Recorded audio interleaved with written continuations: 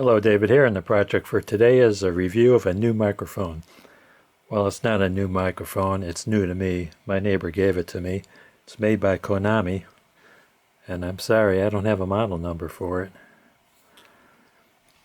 It's got a 15-foot cord, USB connection.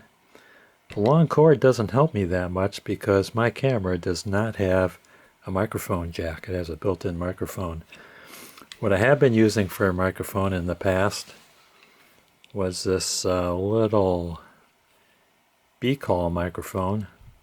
I've had this thing for about 15 years, and I think it came with a PC that I bought.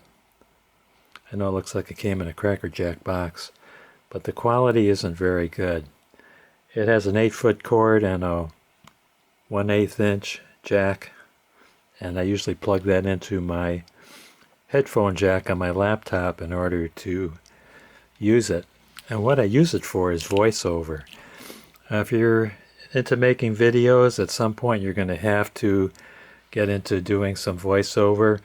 And the definition of voiceover is adding an audio narrative to a video. And you're going to need it if you're filming and it just so happens your microphone doesn't pick up and record, or if you have a lot of background noise or copyrighted music, or just a lot of people yelling and it's overcoming your microphone pickup. You're going to have to make a whole new audio file and drop that in on your editing software. What I want to do is compare the two microphones so that if you don't have a microphone, I want to convince you that it's a good idea to get a good quality microphone.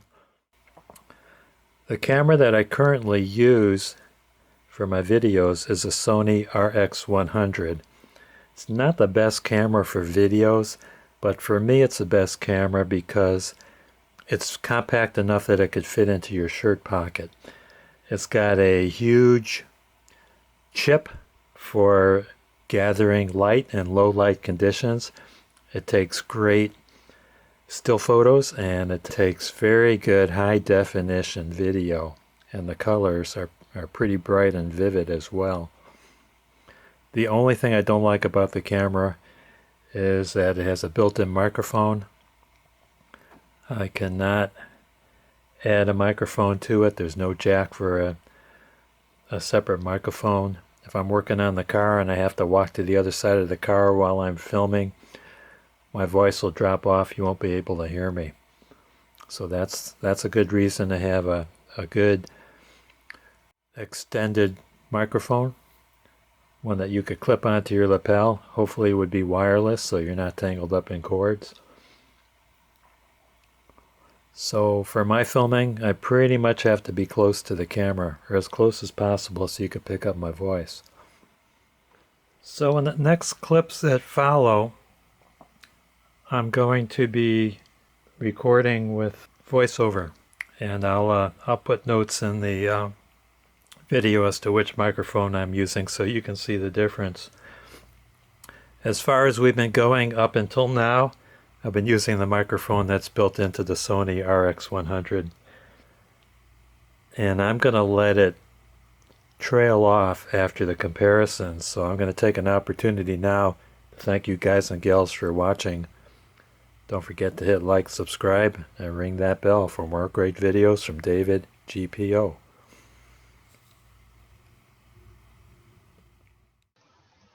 Okay, I am now in voiceover mode. I am adding this soundtrack in the editing process.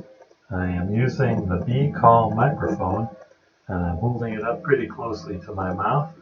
And while I've got you, I want to put you under a hypnotic trance and urge you to subscribe to the channel.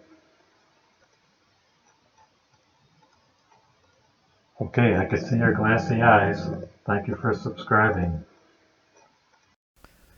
I am now recording on the Konami microphone. I am adding this track as a voiceover on my Movavi editing software. I want to remind you that you are still under a hypnotic trance, and don't forget to ring that bell for more great videos from David davidgpo. Thanks for watching. Bye now. I'm pretty sure you could tell a big difference between the recording on this Konami microphone and the B-Call microphone.